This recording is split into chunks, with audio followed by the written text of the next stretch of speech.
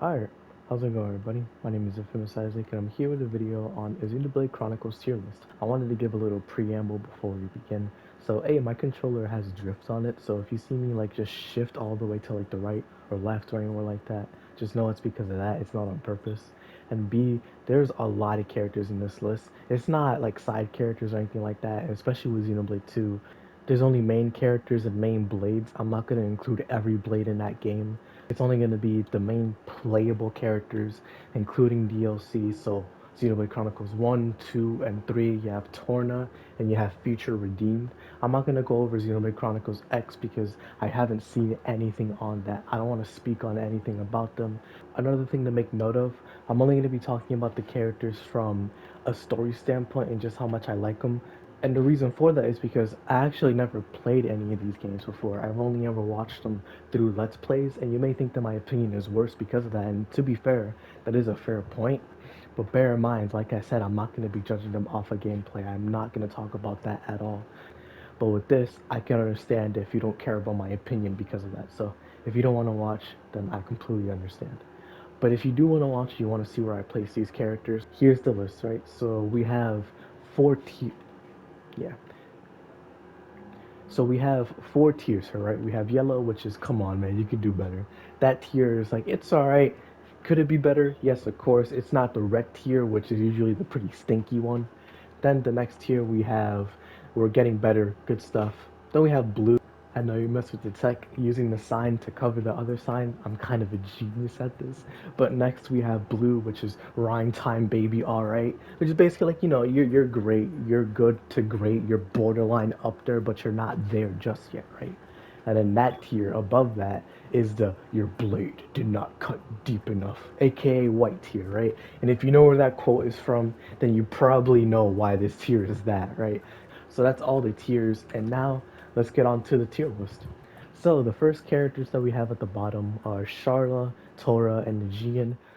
So the farthest to the right is the worst in that tier, and the farthest to the left, closer to the title of the tier, is the best. So kind of like a normal tier list. So this is a Gian from Torna, the Golden Country, and the Gian to me is really just I am loyal to Prince Hugo and to Prince Nile, and that's it. He doesn't really have much substance besides that, and he's just a beside out of the way character who doesn't really matter much. You can play with him, he's cool, but I just don't like him that much.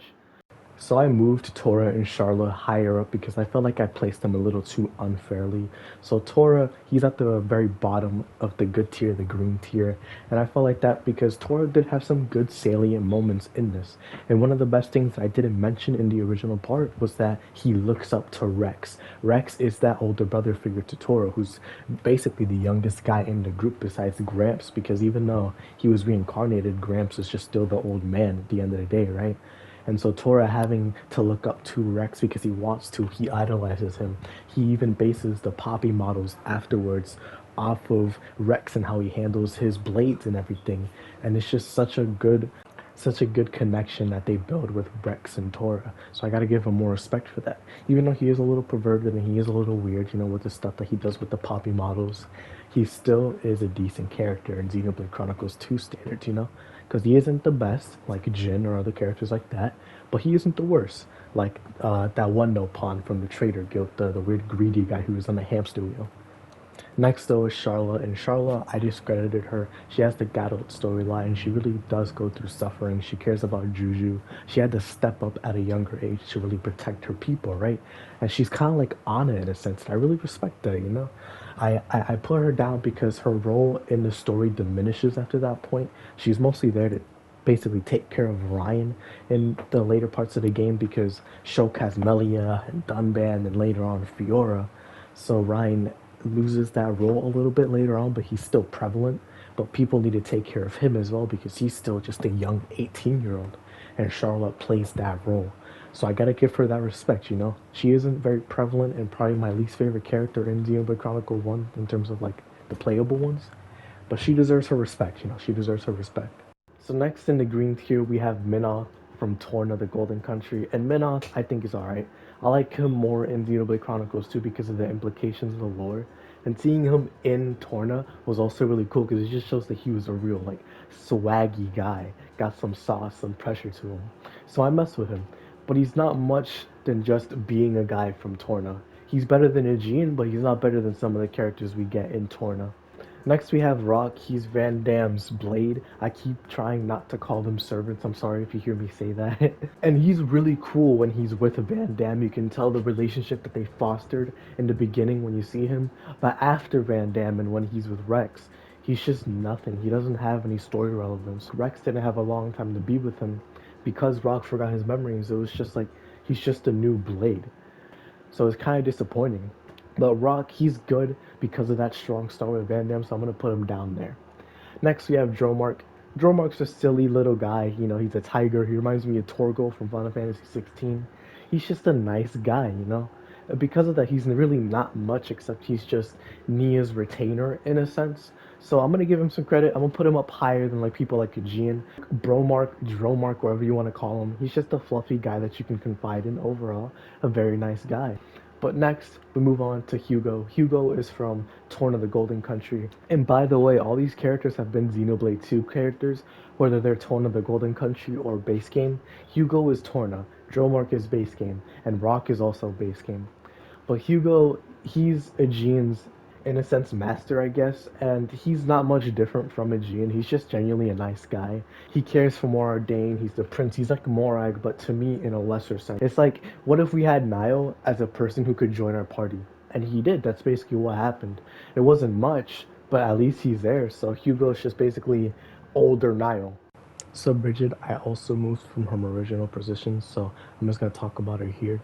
Bridget is like Morag to me, where they're cool characters. I like the way they look, I like the way they act, but they aren't much to me compared to the other characters that I like. I have people that I prefer and people that are below them. They're definitely in more of the middle of the pack, so the green to the blue area of this tier list. Bridget's cool though. I like the way she looks. She's fire, but besides that, not much to it, you know. Ricky is the Nopon from Xenoblade Chronicles 1. He's a party member. He's 40 years old. He has a bunch of children. He's a sleazeball who skews off his duties of being a father, but also he's a nice guy. He's just a funny guy overall. A lot of people like Ricky because he just has so much like appeal, and he could really be a marketable plushie because he's a funny, cute guy. So to me, I like Ricky, but not much. So I'm gonna put him here because I just like the other characters in the party more because they are the creme de la creme for me. Next, we have Senna and Lance. These two can be interchangeable. Senna, I feel like she just got the short end of the stick in the story. Noah, Mio, Uni, Tyon, even to an extent Lance because of his story with the little chubby kid. They all got story, like they all got prevalent story. While Senna had one story that she had to share with Gondor. It's like, dang man, come on, like why can't you just get more, you know? You are a main party member. So why isn't the game treating you like that, right? It feels like she's more of an addition like the other NPC party members were. I just wish that she was there with them, you know? And Lance, since he's attached to her, I feel like he isn't that crazy. Would he be up there with Noah, Mio, and all of them? Maybe, but to me, I thought he was a cool guy. He just didn't really add much for me in the story. And Xenoblade Chronicles 3 characters, you're gonna see my opinions on them. You can tell which ones I have a bias towards. But next, we move on to Glimmer and Nickel. These two are also interchangeable. I really like them. They're borderline on the blue tier, but because the other characters are so good, so Nickel and Glimmer are actually going to be the end of the green tier. I moved up the next person, which was Fiora, to the beginning of blue tier. I feel like Nickel and Glimmer were good characters, and they were enhanced more by the characters that they were connected to, like Shulk and Rex. But at the same time, because it was a DLC, I wish that we got to experience them more and learn more about them and just see them really work the same way that the Xenoblade Chronicles 3 class, the same way that they worked together in the full entirety of the game they had, you know, even if it was like 8 chapters of a game. And with Fiora, I really like the way that she starts off the game with Shulk and Dumban. She is just a ray of hope in Colony 9 for the people that she's connected to. So seeing her get ripped away from everybody really hurt, especially after that scene where she brings Shulk some food and how much she really cares for him, you know. And Shulk being a very like naive and very centered on working on his craft, you know, he doesn't notice this, right? And so when she's gone, that pit, that void opens up in him. He's just so revenge stricken. He wants to avenge her in any way possible, but Fiora wouldn't have wanted that, you know? And so her impact on the main characters and how important she is to the story, even if she's gone for like half of it and it shows up later on as a not a different person, but in a sense a changed person for sure. I like her more in the beginning and the end of it, not really much during the middle. I think she's fine during there. Rhyme time, baby. All right. All right. So this blue tier, I think, has like 20 people in it. So it's definitely going to be the longest tier before we get to white tier. But this tier, we start off with Morag. Morag is at the very bottom of great tier for me. I really like her, but at the same time, she has like the Bridget syndrome where it's like, oh shoot, she's like a cool female dumb band type character. And not to degrade her in that sense, more in the sense of like, she's really cool. But to me, I just don't like her as much as other characters. Like, shoot, I wouldn't say I like Pyra over her. If anything, I'd say they're more interchangeable. I'll change that later on. Morag is definitely more of a stoic, serious, down to business type character. And when she has those funny, cute moments, they really are great. That's why I would put her in this tier. But compared to other characters later on in this list, I put her here for right now. Pyra, again, I think I'm gonna change, but Pyra I just like because of genuinely her introduction, kind of like Fiora, where she's the person that we get the most acclimated to in the beginning. Besides Nia and Dromart, we learn the most about her first. And even then, it's not like everything is revealed about her either, because we don't learn everything until Mithra. Pyra, with the introduction of her in Elysium, with Rex waking up in her lap. Granted, is it a little like kind of lewd in a sense because of the camera angle? I could understand that. If you said that point, I could understand that. But to me, it just means so much because this game, Xenoblade Chronicles 2, starts off so well with the Cloud Sea and Rex being on Gramps, and then everything with Jin and finding the Aegis, and then waking up and seeing Pyra, and then getting to know her along the way, and Gormat, beating Nia and everybody. It's so cool. Next up, we have Poppy. All three of these are Xenoblade Chronicles 2 base game characters, so don't worry.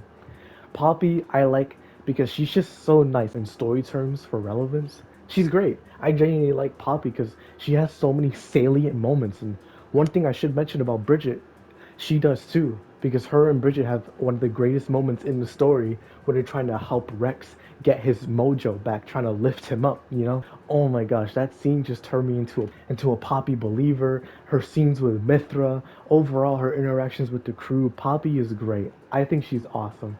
If you don't like Poppy, I'm so sorry, because there's so much happiness in this little robot girl. She's so cute. Next, we move on to A though. A, she's Alvis, basically. To me, that's all it really is. And I like Alvis, and the fact that she's a little different from Alvis because she has some different personality type, and her reactions and like gimmicks with Matthew, how they just connect so well, even though they've only met really for like a month, basically. They work so well together. A overall, she's a good character for the DLC. I feel like the DLC did a good job with her. Would she be the worst character in my opinion? Honestly, compared to Nickel and Glimmer, now that I think about it, maybe. But right now, she's good. I think she's good. Next, we move on to Ryan. No, Ryan is awesome. I love Ryan. I think he's great. That man is the ride or die to Shulk's. Ryan isn't just a typical, oh, I'm strong, and that's basically, I'm kind of like a jock. Nah, that man cares for Shulk like that's his own brother, even though they're just friends, you know? They grew up together in Colony 9. They work together, they live together, they have a fun time. And the trio of Ryan, Shulk, and Fiora was so legendary, you know? So having those three in Colony 9 just have that great bond was awesome. But then when Shulk was in his darkest moments and he tried to struggle so much to get revenge on Metalface, Ryan was there. He was there to reel him back in, to help him, to really center him because Shulk lost the plot, you know? Even when we get characters like Sharla, Dunban who really help out along the way, Ryan has his own plot. It's not just Shulk plus Ryan. It's Ryan now because he has his own story with Sharla and Gatto, and then he becomes his own man at the end of it with him knowing Dunban. Dunban can really help with that overall. So shout out Ryan time, baby. This is why your tier is named for you. Next up, we have Hayes, and she's a Xenoblade Chronicles Torna the Golden Country character. She's great. You actually see her in base game. She's Fran Lenorn. But here, she's even better because of how well she connects to Laura. Laura makes her even better. And since we didn't get to see much of her in the base game, seeing her here with other characters like Jin, Adam, Mithra, all of them, it just made her better. Your blades are influenced by the master, so there is going to be some overlay between them. And because Laura and Hayes look so similar, it just makes it even better. It feels like they're twins. It doesn't feel like they're the same character, you know? and that connectivity, that overlap that they have, strengthens the bond. It doesn't match her and Jin, but it's pretty close. So her blades, both of her blades, are great. Next, we move on to Adam, though. Adam, I think, is a great character because we saw nothing of him in Chronicles 2, you know? We only saw him as a hooded figure like it was Kingdom Hearts. But here we get to see him, and he's a very active Rex type of character, except way bigger. He's like Zeke with Rex's mindset and all that. And this was such a great expansion to what we heard from Adam because Mithra was telling us all about how he was, and they one for one made him like that. He was a great, courageous leader who wasn't ready to wield Mithra yet. Rex was ready, Adam was not, because Adam was great for her, but she wasn't the perfect fit like Rex was for her. So Adam, we'll put him in the great tier. But next we have all these characters, right? Tyon and Uni. Xenoblade Chronicles 3, the main character cast, to me, I have my bias. I may have to watch it again and see what's going on with the game. Tyon and Uni, I think they're great. I really like their dynamic between each other. Uni with her past and seeing like, oh shoot, I was reborn one time and I died here. This is my body. And Tyon trying to help her out. Tyon is a good glue for the group that if he wasn't there, the group wouldn't be as far as they are now. And so with Uni being comic relief and her having like a deep seated secret, those two being together and connecting really made them great together. So I put them together. They're interchangeable. It's up to you which one you like more. So next we have Pandoria. This is really biased, I'm gonna be honest, because a lot of people either would put her like at the bottom near Morag or maybe below that.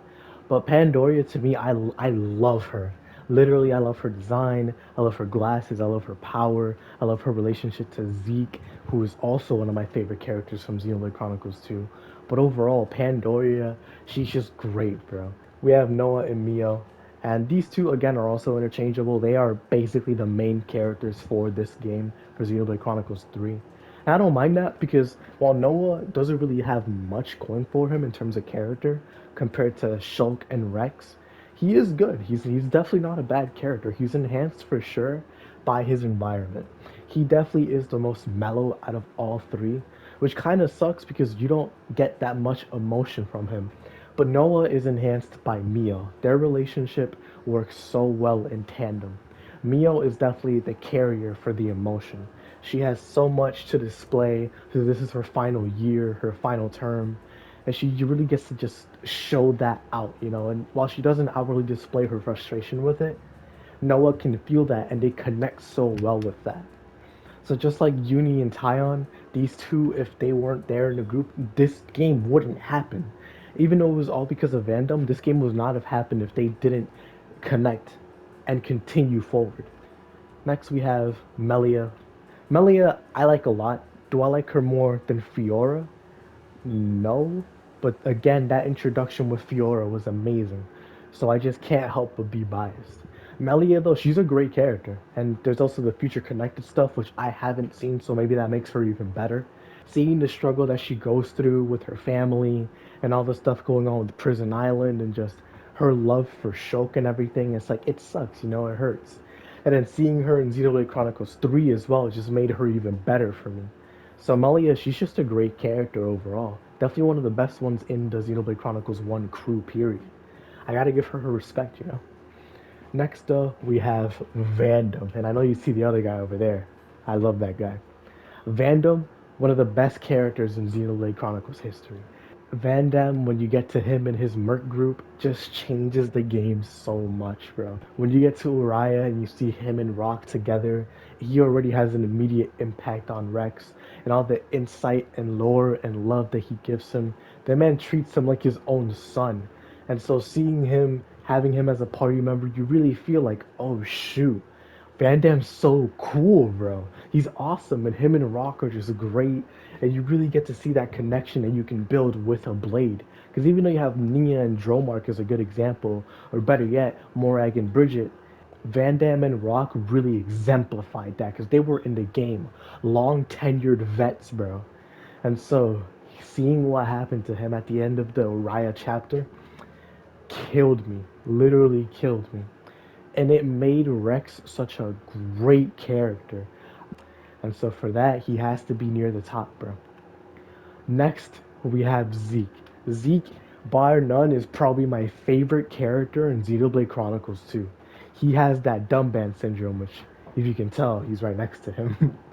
Zeke is so cool. Zeke von Genbu, the destroyer, the eater of worlds, the consumer of all everything holy.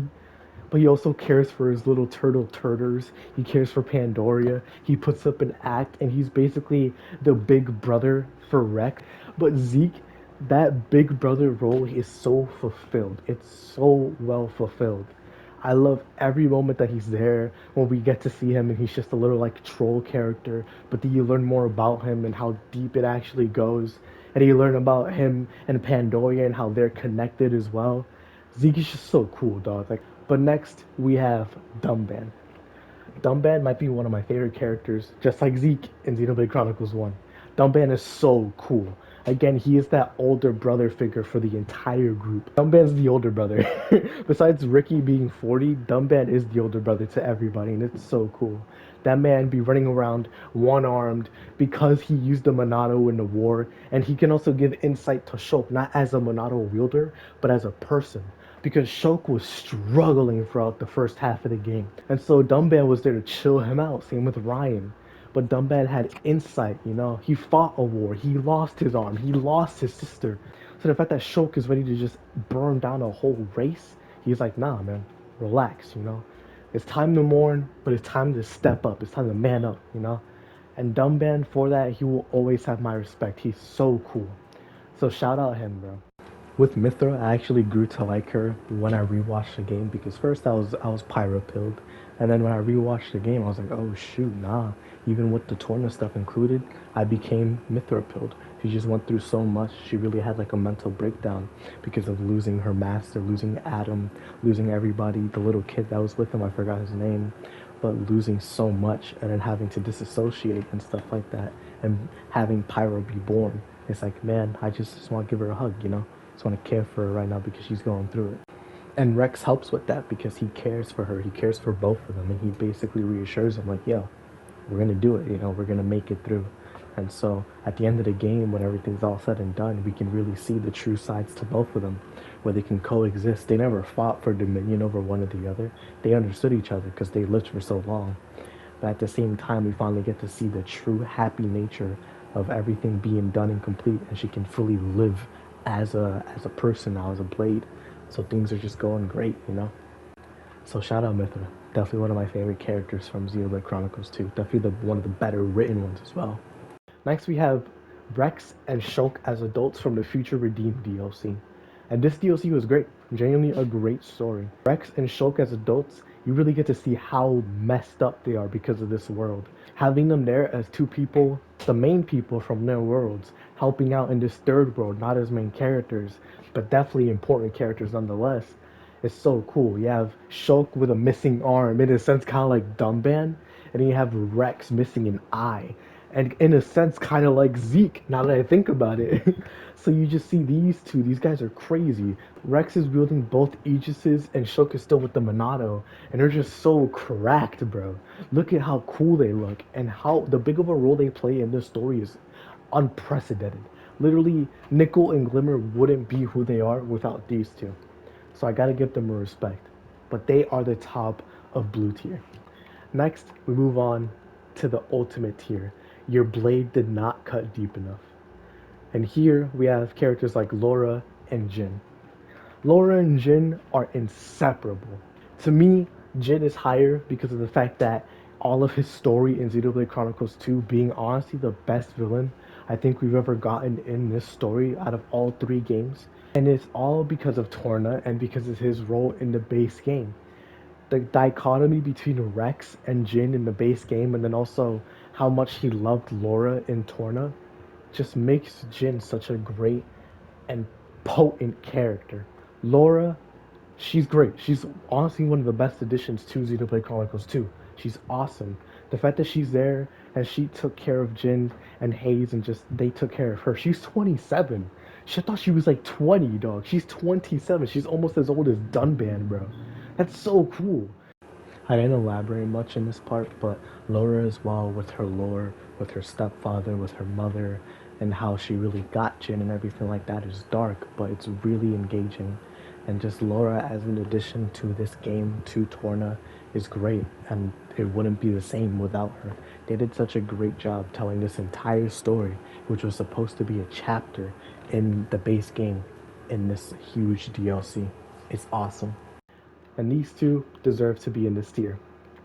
Next, we have Nia. Nia next to Rex. Nia is definitely my favorite character in Xenoblade Chronicles 2, for sure. Nia is great, genuinely great. And while I did say Zeke is one of my favorites, it's neck and neck between the two. Like, genuinely, you could change either one. I love Nia. I think she's great. I love her accent, her Welsh cat girl accent. I love her twist, the fact that she's a blade. I love her relationship with Dromark. I love her relationship with the party, with Rex. She's just such a good character, you know? I'm so glad that she's in Xenoblade Chronicles 3. And she's, in a sense, still the same character, but obviously more mature. You know, but deep down, that's still Nia. And we can see that, you know? Shout out Nia. So now, as we're nearing the end, we have the final three characters. We have Rex, Matthew, and Shulk. I'm going to talk about Rex and Shulk first, then I want to talk about Matthew last, right? So Rex, amazing character. There's no doubt, no way that he isn't probably the best written character in Xenoblade Chronicles 2 besides Jin, right? I have so much development from him being a just happy-go-lucky kid living on his grandfather's back who's a titan, to meeting all these characters, having a great time, getting to explore the world and just seeing everything, right? Trying to take Pyra to Elysium. And he starts learning more and more about the world and how messed up it can truly be, and how this is basically a dying world, you know? And it's just so much to take in, but he doesn't lose himself. At least not too much. He does lose himself in some areas, but overall, his teammates are there to help him out. And as he keeps going, he is that light that people can get behind, that people can support. And they support him all the way until the end where they get to Elysium and they meet Klaus. And it's paid off in spades when they fight Malos, where everybody who he's met comes to help him out. And it's all to get to Elysium because he always wanted to, you know, he's just a very optimistic guy. He wants to change the world so everybody can live happily. And to get to Elysium, he has Pyra now, who also wants to get there. Now we know for different reasons by the end of the game, but at the same time, they make it. He made it to Elysium. He changed the world, and now he has the people that he wanted since the start of the journey, you know? Both Pyra and Mithra, Nia, everybody's there, even if they're different now. And he made it. He changed his world for the better, even with all the strife that came with it. And I always respect Rex for that because once he saw everything at the end of his journey, all the people, all the places, he had such a diverse and nuanced perspective that only he could come to because of the way he was as a person. And so Rex was just well handcrafted by the end of the story. A great character, one of the best. Next, we have Shulk. Shulk, amazing. Probably the best written character in all of Xenoblade Chronicles, like, period. He's great. You have, again, the start with Fiora, then losing Fiora, then having Ryan, then meeting Charlotte, then gaining back Dunban after not playing him for like a couple hours, then getting Ricky, Melia, then getting Fiora back, then fighting Eggle and Zanza and meeting God, bro. Like, what? But he's so cool. And now we get to see that mellowed, chilled out version of him and Future Connected. There's just so much to say about Shulk. A lot of people impacted him. Every party member in the party changed him in some way. And because he rebuilt his foundation, learned to stand on his own, got his girl back, had his older brother like mentor figure, had Ryan, had Charlotte to help him out, had Melia, had Ricky, had all these people who helped him grow past that revenge and have a more nuanced perspective on the world. It wasn't just side A versus side B. Everybody is somebody, you know, and they all have their own stories, their own family, so on and so forth. So being able to face Zanza with that perspective, even though he betrayed him, you know, he could still fight him in purity and like full understanding of what he needed to do. And that was to free the world from this evil, godlike creature who thinks he's more than what he is, but he's an AI. And so with the world reborn, Shulk, he did it, he made it, and I'll always respect him for that. Xenoblade Chronicles 1 is a crazy game, dog, I tell you. But next, we probably have my favorite protagonist out of all of them, Matthew. Matthew has so much personality. He is a dog. That man cares for his people. He has heart. He has soul. He will fight no matter what. He did not get disheartened even when his sister was fighting against him. He took care of her. He took care of Nicole and Glimmer. He took care of A, even though she didn't need it. He was helped out by Rex and Shulk. It even gave them some insight. Matthew is a dog, bro. And if he was the main character for Original 3, I don't know what I would do. I would lose my mind. He is so cool. And I wish that we got to see more of him. It sucks that he's in DLC alone because Matthew was fire, bro. But to put a cap on it, that's everybody. That's everybody in the tier list. So I fixed the tier list. I added Fiora and Bridget over to the great tier, to the blue tier. Then I added Tora and Charlotte to the green tier. I feel like they deserved it. So did the other two over there. I kept the Gian down here. And for the most part, I kept everything else the same up in the blue tier.